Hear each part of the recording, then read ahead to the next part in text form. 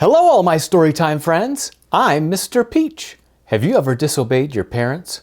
Well, today we're going to read The Tale of Peter Rabbit, written by Beatrix Potter. If you have this book, go grab it so we can read together. Mr. Peach reads aloud. The Tale of Peter Rabbit. Once upon a time, there were 4 little rabbits, and their names were Flopsy, Mopsy, Cottontail, and Peter. They lived with their mother in a sandbank underneath the root of a very big fir tree. "Now, my dears," said old Mrs. Rabbit one morning, "you may go into the fields or down the lane, but don't go into Mr. McGregor's garden. Your father had an accident there. He was put in a pie by Mrs. McGregor. Now run along and don't get into mischief. I am going out." Then old Mrs. Rabbit took a basket and her umbrella and went through the wood to the baker's. She bought a loaf of brown bread and 5 currant buns.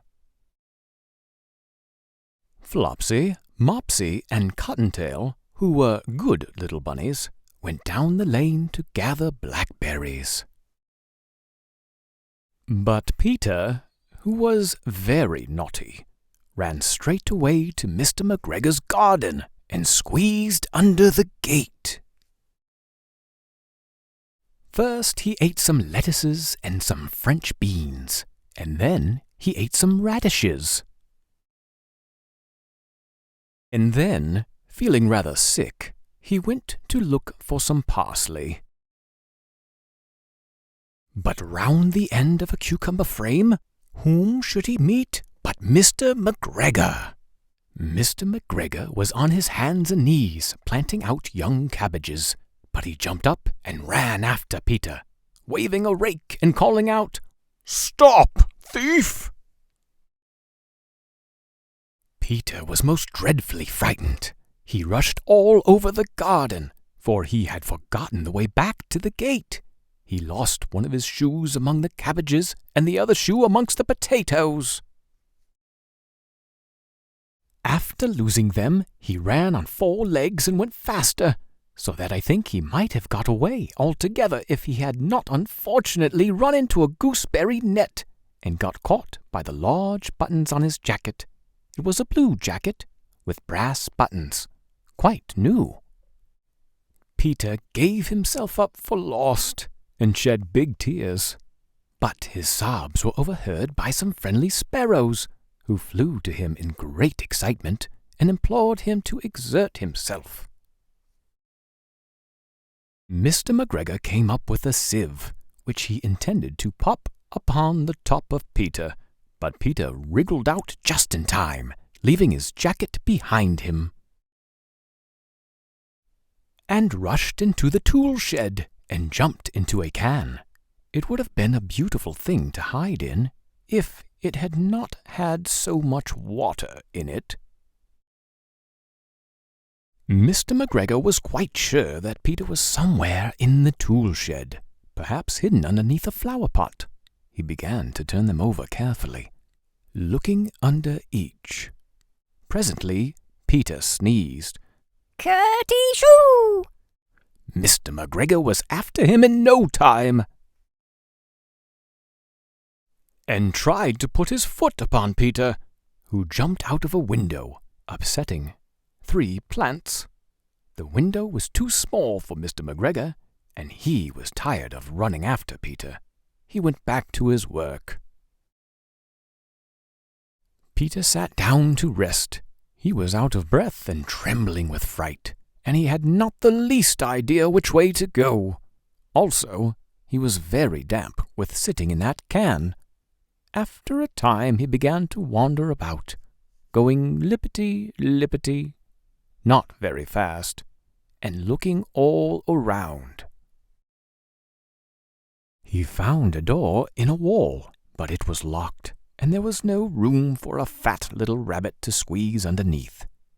An old mouse was running in and out over the stone doorstep, carrying peas and beans to her family in the wood.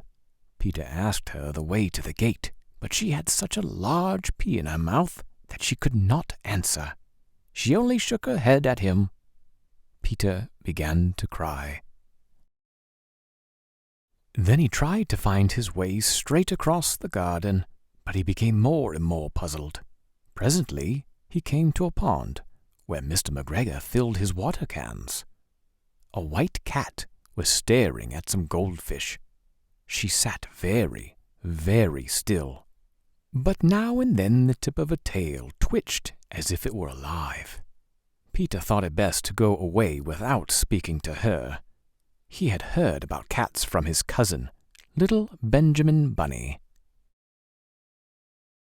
He went back towards the tool shed, but suddenly, quite close to him, he heard the noise of a hoe. Scratch, scratch, scratch, scratch. Peter scuttered underneath the bushes, but presently, as nothing happened, he came out, and climbed upon a wheelbarrow and peeped over. The first thing he saw was Mr. McGregor hoeing onions. His back was turned towards Peter, and beyond him was the gate. Peter got down very quietly off the wheelbarrow and started running as fast as he could go along a straight walk behind some black currant bushes. Mr. McGregor caught sight of him at the corner, but Peter did not care.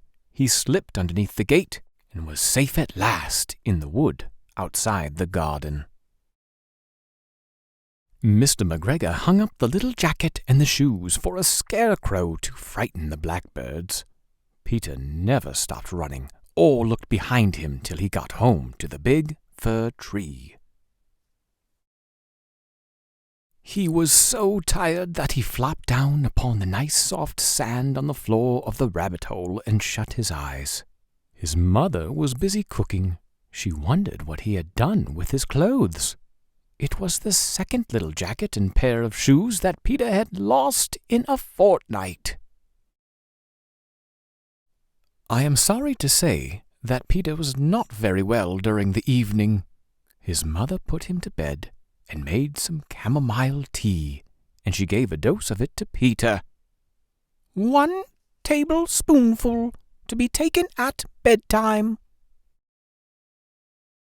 But Flopsy, Mopsy, and Cottontail had bread and milk and blackberries for supper. The end. I loved how Mr. McGregor used Peter's clothes to make a scarecrow. Peter was able to escape using his quick wit and speed, but hopefully he learned that breaking the family rules, it's not fun or smart.